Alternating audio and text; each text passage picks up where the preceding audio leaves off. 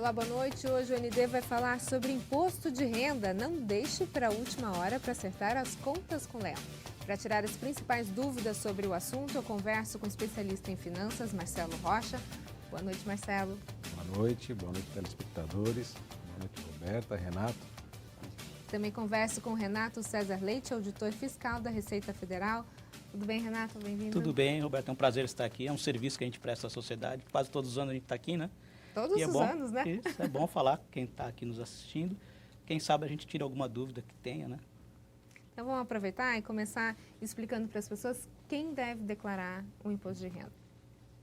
Bom, várias são as condições que te obrigam a declarar. A principal delas é se você teve rendimentos tributáveis ao longo do ano, não é por mês, não, é ao longo do ano todo, do ano passado, superiores a R$ 28.559. Ou se os rendimentos isentos forem superiores a R$ 40 mil. Também, se você teve bens ou direitos acima de R$ 300 mil, você está obrigado a entregar a declaração de imposto de renda.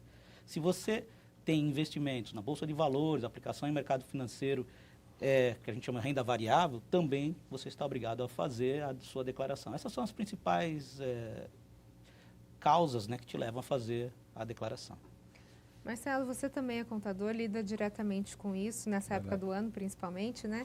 Quais os principais erros que as pessoas cometem na hora de declarar imposto de renda?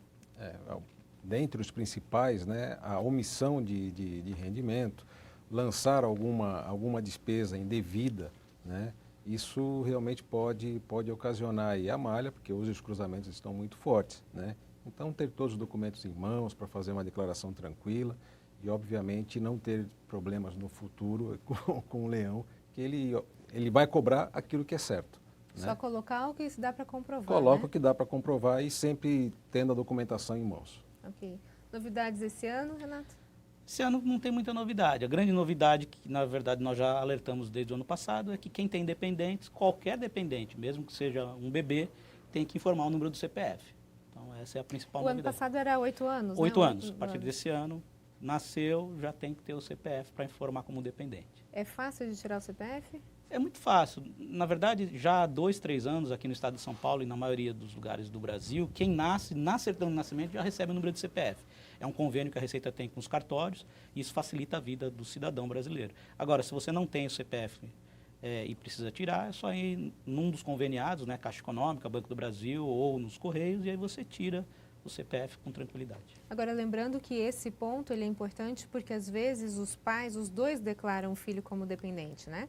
Cada vez mais a gente quer evitar ter que chamar o contribuinte para prestar algum esclarecimento. Então, se as informações puderem ser cruzadas, a gente já faz esse batimento e já resolve a questão sem ter que ficar incomodando ninguém. Então, quando uma pessoa cai na malha fina, você falou dessa questão que é o medo de todo mundo, né? Como é que ela pode cair, Marcelo? O que pode acontecer? Então, na verdade, se ela fez tudo certo, tem a documentação hábil, ela não vai ter nenhum tipo de problema. Vai apresentar a documentação à fiscal, ele vai comprovar e vai provavelmente homologar, né?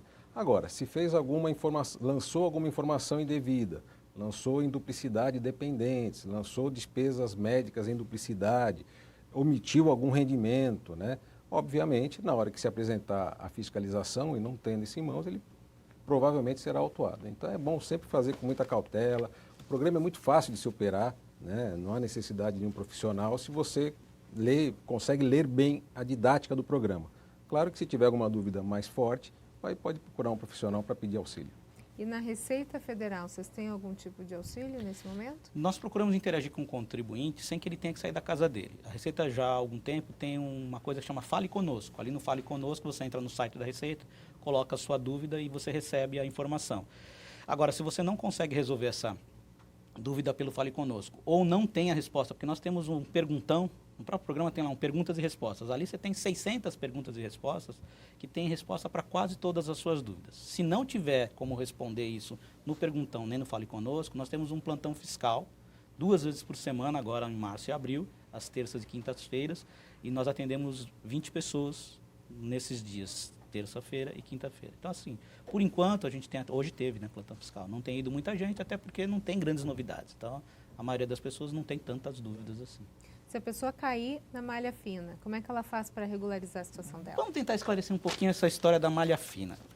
A gente não trabalha com o conceito de malha fina antes que o ano se encerre. Então, por exemplo, quem entregar a declaração esse ano só vai estar em malha fina a partir de janeiro do ano que vem. Por que isso?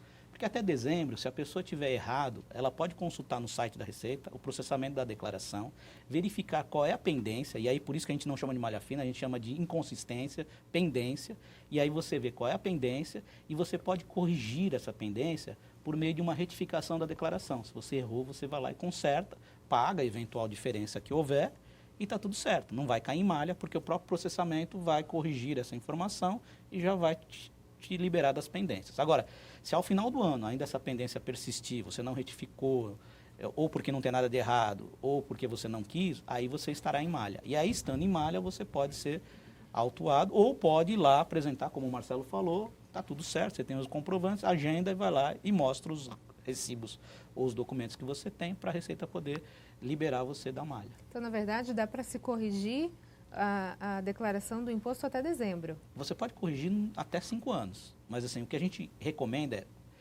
assim que você entregar a declaração, já consulta, dá uma semana, já vai no site da Receita e consulta para ver qual é o processamento, para ver se tem alguma pendência identificada. A Receita tem essa interação com o contribuinte. A nossa intenção é permitir ao contribuinte que ele corrija eventual erro que ele cometeu, algum engano que ele teve lá. A Receita não quer ficar colocando ninguém em malha desnecessariamente. Então, dá para consultar e a gente recomenda que faça isso no primeiro momento. Não deixe para dezembro. Faça agora. Entregou a declaração, uma semana depois, já verifique se tem pendência. O que é melhor fazer? Declaração simples ou completa?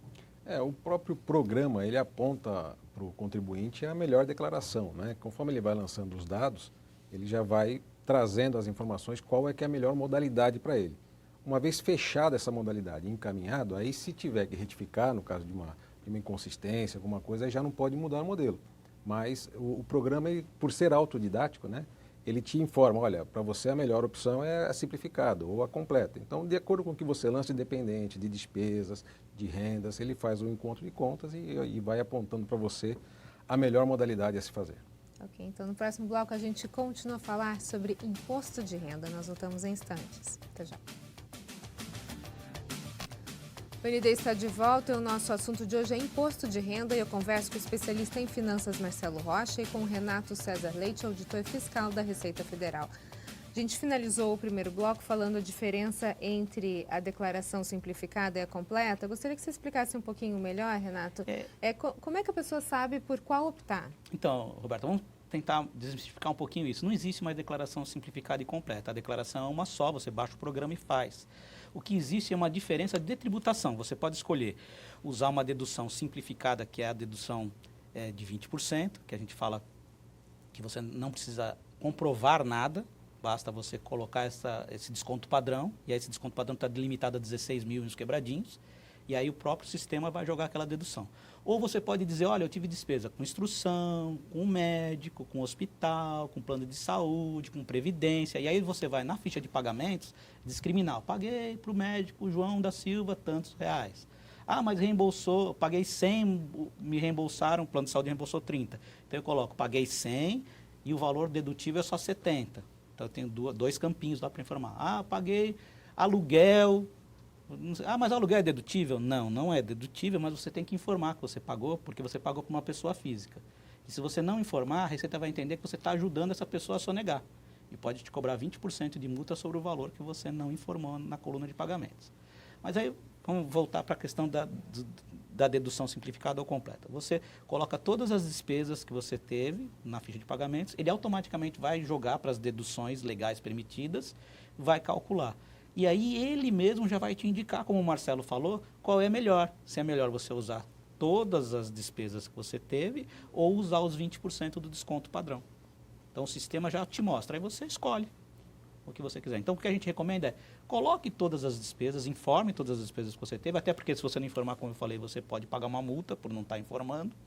E aí o sistema te mostra qual é a mais benéfica, se você tributa de forma simplificada, desconto padrão, ou pelas deduções legais permitidas, que era o antigo formulário completo. Só voltando então nessa questão do aluguel, então quem paga aluguel precisa informar, mesmo que não seja dedutível. Mesmo não sendo dedutível, você tem que informar que você pagou risco de multa de 20%. Multa de 20% sobre o valor que você não informou. E quem recebe o aluguel, obviamente, vai declarar na sua declaração aquele rendimento que ele recebeu. Lógico que ele pode deduzir as despesas que ele teve com corretagem, né? A imobiliária cobrou lá uma corretagem, ele vai deduzir esse valor.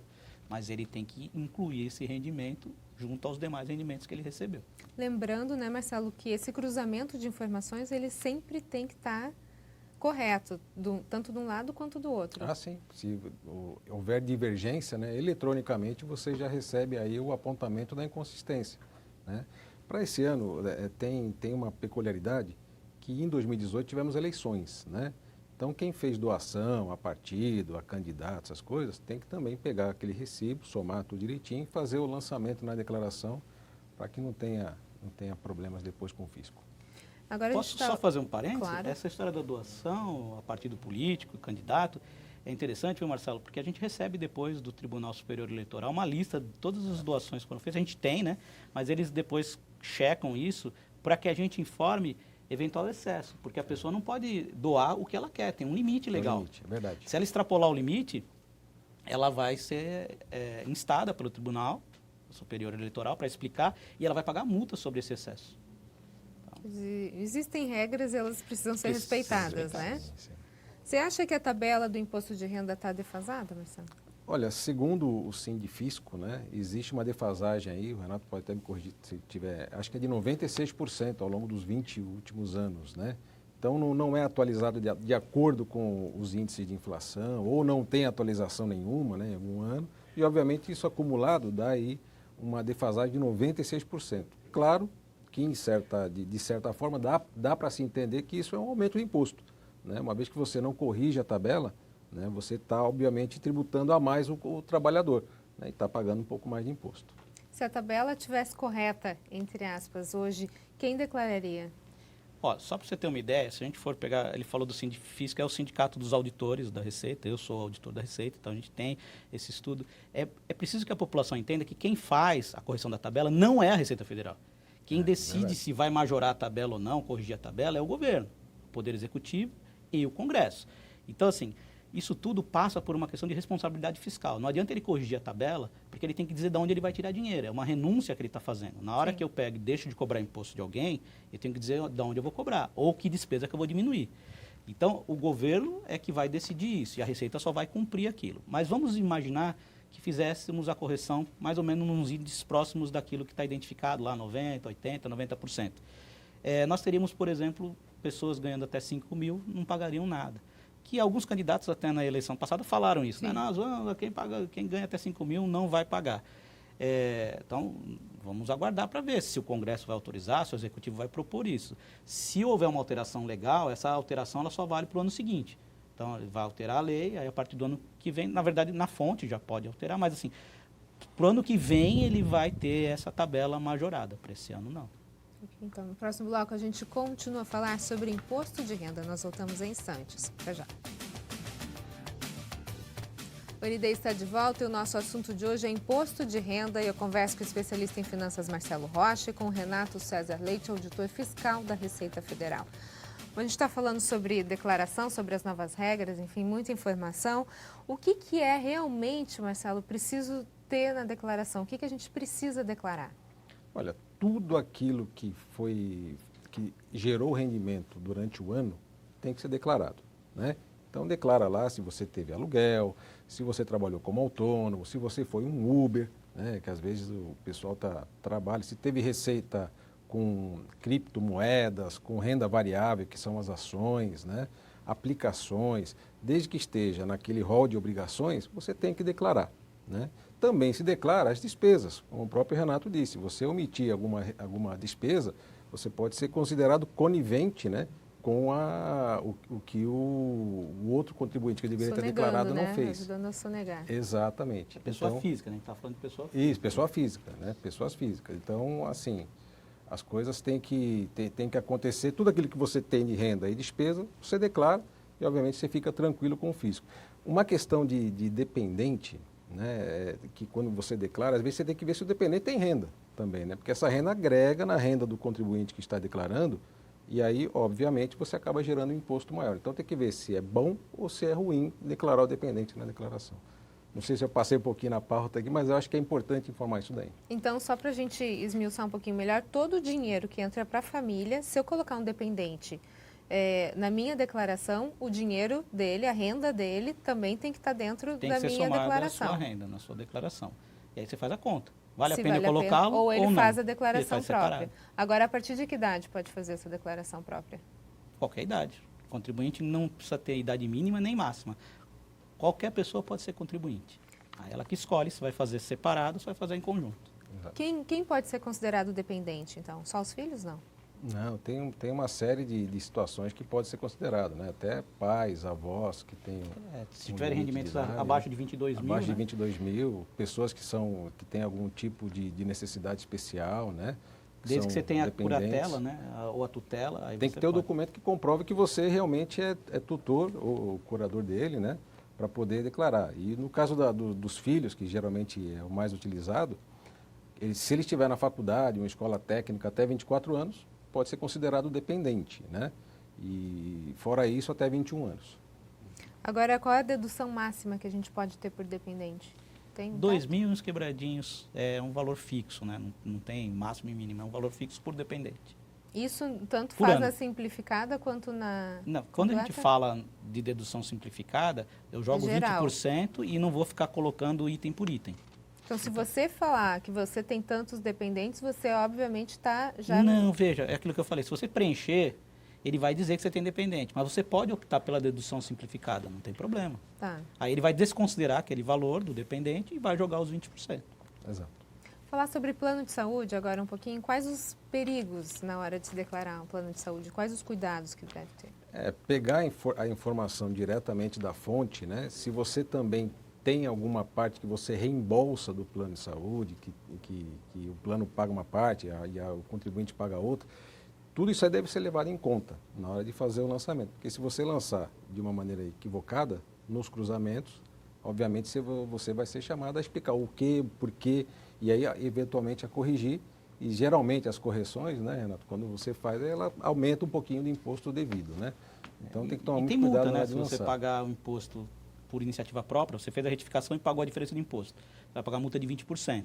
Se você deixar que a Receita faça essa autuação por meio da malha aí no ano seguinte, a multa é de 75%. E se a gente perceber que você teve um intuito doloso, você está tentando fraudar, aí a multa vai a 150% e você ainda vai responder um processo criminal. Não vale Então, a pena. não vale a pena ficar Não inventando moda. E o que a gente recomenda, até porque a Receita pode pedir isso, a legislação permite que, havendo dúvida, o auditor peça esclarecimento, não basta ter o recibo. A gente pode pedir que você comprove o efetivo desembolso. O que quer dizer? Você pagou aquele valor. Então, só para você ter uma ideia, tem gente que paga 10 mil reais para o médico e diz que pagou em dinheiro. Bom, se ele pagou em dinheiro, ele tirou de algum lugar, não tirou do colchão, obviamente. Então, você vai ter que trazer o extrato bancário dizendo de onde saiu. Aí e tem pessoa que quer que a gente acredite, gastou 50 mil com o médico, pagou em dinheiro. Aí fala, mas por que pagou em dinheiro? Não, eu pago tudo em dinheiro. Aí você vai olhar o extrato dela, ela vai na padaria, toma um cafezinho, paga com cartão. Ela vai no cinema, paga com cheque. Vai comprar pipoca, paga com cartão. Só o médico, que foi 50 mil, ela pagou em dinheiro. E ela quer que a gente acredite nisso. Nesse caso, por exemplo, de plano de saúde e do que o governo pode pedir, ele pode pedir, de repente, exames para comprovar? A Receita o governo ele é sempre representado por uma pessoa, no nosso Ok. caso lá um auditor fiscal. Ele pode pedir os documentos e os elementos necessários para que ele tenha convicção de que aquele gasto foi efetuado de forma correta. Vamos falar um pouquinho sobre despesas com educação? Como é que Vamos lá. funciona? Se você teve despesa, o próprio contribuinte ou os dependentes tiveram despesas, né? Essas despesas você pode lançar. Pega uma declaração da escola ou da faculdade, lança com os valores que vieram de lá e tem um limite de dedução, não me recordo agora. 3.561 por ano. Então, veja, se você pagou 10 mil de escola do filho e o filho é seu dependente, você só vai abater 3.560, mas os 10 mil tem que ser lançado. Você vai informar que pagou 10 mil, Mas o mas desconto a é dedução menor. vai ser limitada a 3.500. Entra nesse quesito de educação, por exemplo, esses cursos extracurriculares, cursos de línguas, inglês, não? Inglês, informática, Balé. não, só cursos regulares. Então você tem creche, pré-escola, ensino de primeiro grau, ensino médio, faculdade, pós-graduação, só cursos regulares. balé, natação, inglês, nada E disso. não adianta Material pôr escolar. avô e vó em faculdade, né? Como dependente. Não, veja, se ele for seu dependente legal, ele ganhou menos de 22 mil, ele vive as suas expensas, vive com você, e ele é seu dependente, e ele estiver cursando, tiver comprovação disso, Não ele tem problema. direito, limitado a 3.500 por ano.